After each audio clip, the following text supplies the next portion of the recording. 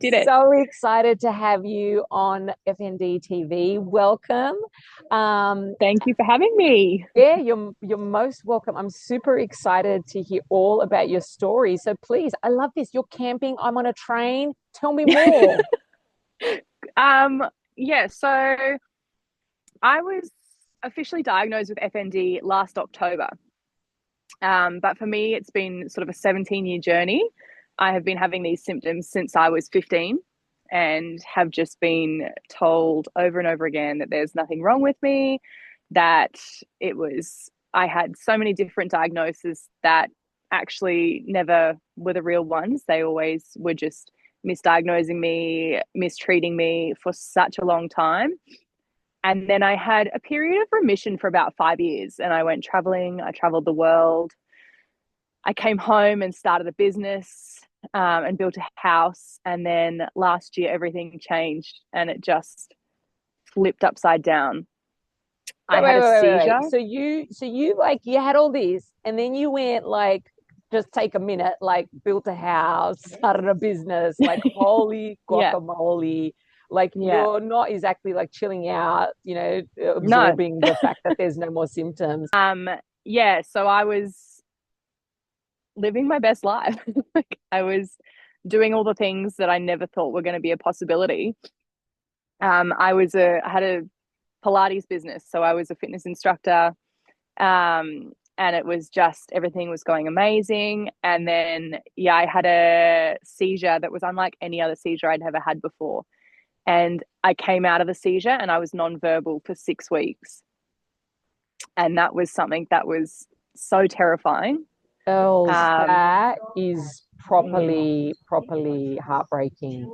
yeah, it was it was one of the worst moments of my life. So instantly had to close the business. Um, Ended up in hospital and finally got referred to a neurologist who just basically said, yep, this is FND. It's classic FND. You've had it for a long time. Um, there's nothing you can do about it. Go and get treatment. See you later. So yeah. So you wait this whole time, finally get to someone who actually knows what it is, and they're like, "Yeah, peace out, on your way." It's Yeah. Yep. I don't just And need a so, name; I need help. yeah. So it's been quite a wild ride the last almost 12 months. Of figuring it out on our own, of meeting people like you and other people in this community who are like, hey, this is what's helped me. And there is, other other treatment options. And it's so disheartening, but I'm not surprised that over, the last 17 years that I've always been pushed aside by the medical system. And so you just have to figure it out for yourself. I've been utterly flawed. Like honestly, I thought like every time I think it can't be worse, I hear another story, and I'm just gobsmacked. I, from a very young age, have understood my body because at 15, I fell down 3 flights of stairs and broke my back. Um, and I've had 3 spinal operations, and I was in a wheelchair for 5 years before I sort of miraculously got better and healed. So I thought, and But were then you getting so I symptoms? Sorry to interrupt, but were you getting symptoms you back know then as well after that yeah, fall? since I was 15, yeah, and it was always just dismissed as it's pain, or people would say to my parents at that time, she's doing this for attention. And I was a sporty kid. I was really athletic, so everything was just kind of taken away in an instant. So it was really like, oh, I'm trying to get back to sport. I'm trying to get back to my normal life, but this is not happening. So it was really hard to as a teenager, no one else is going through that, you know, and not having anyone to look up to or to who understood, or there was no, now there's so many like advocates and people fighting for, justice or to be seen or whatever it is you want to call it. But for me back then, there was nothing. So I Absolutely just felt nothing. like an absolute black sheep of like everyone I knew. So it was made me stronger, I guess. I hate when we say that though, as people who struggle, we always say, "Oh, it's made me stronger," but we didn't have a choice.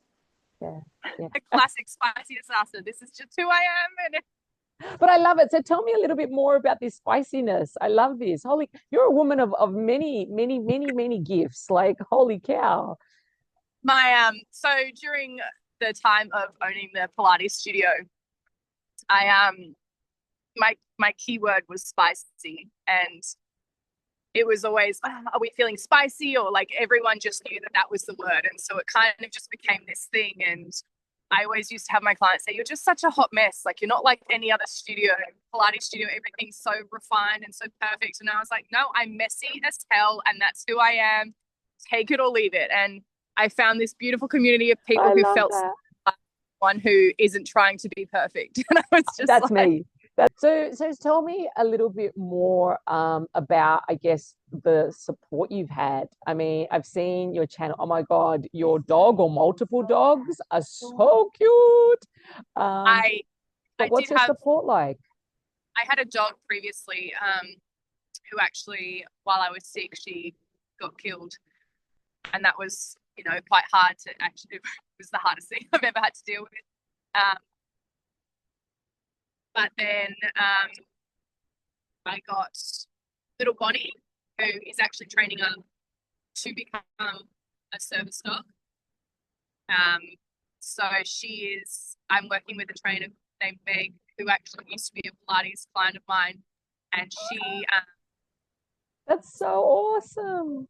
has a business called Helpful Hounds and trains up service dogs. So I am working with her, and we're training Bonnie up to be a service dog.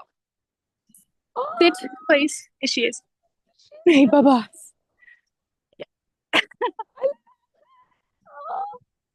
oh, what's her Here we name? go. Oh, she is Wow. stunning. She is stunning.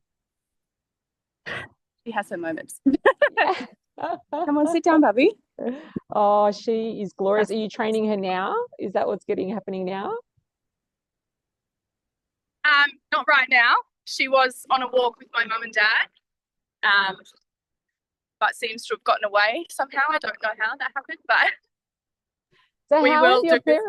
how have your parents been through this? It must be quite hard on, I mean, I always say, first and foremost yourself, but when people in our lives that are there and stick by us, there's a I newfound complete respect. I'm forever grateful that I have them, because I know people that haven't had support from their family. Um, it's almost like this is something that we've been doing for so long that it's just second nature. But this time around, I've had so many different symptoms that we've had to learn how to deal with.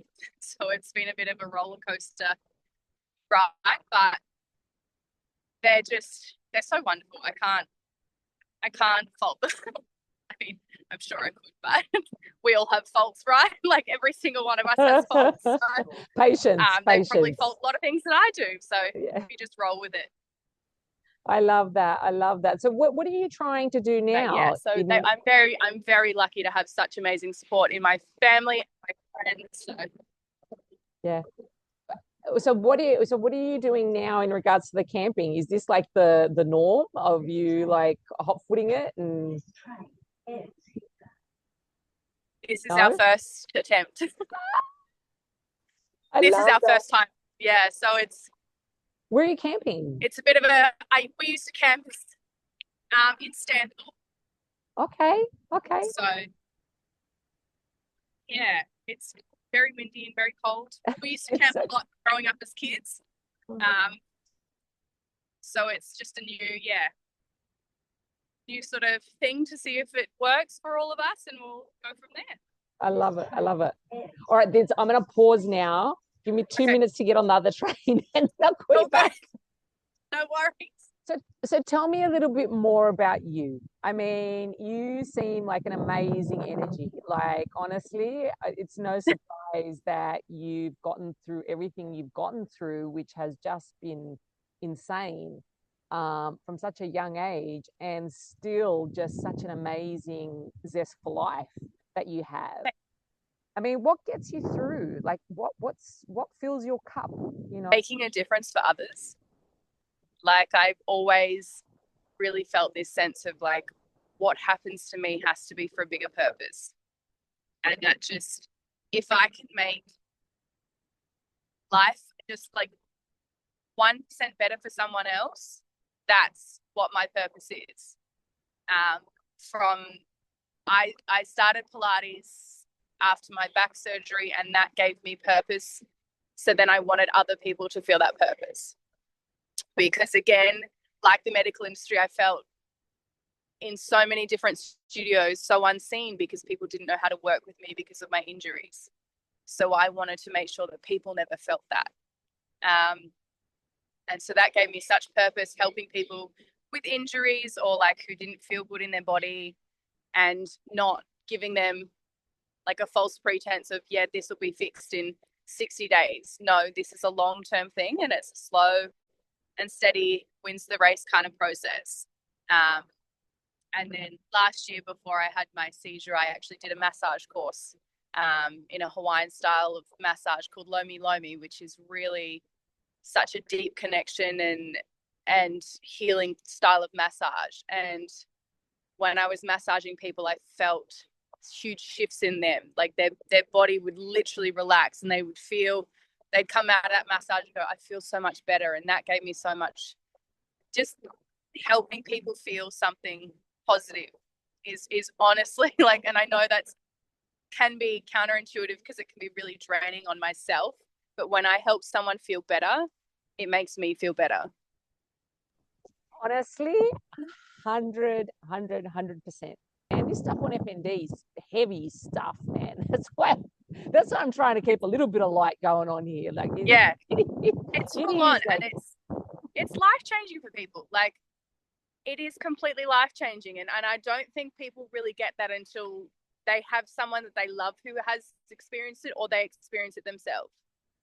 Because I know for my family, like, a lot of people don't get it until they witness one of my episodes.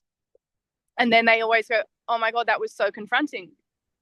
I did a reel the other day of coming to terms with this new version of me that's a little bit broken, a little bit messy, but still really beautiful, because I can still do some things, but I just have to understand that it's a little bit different now.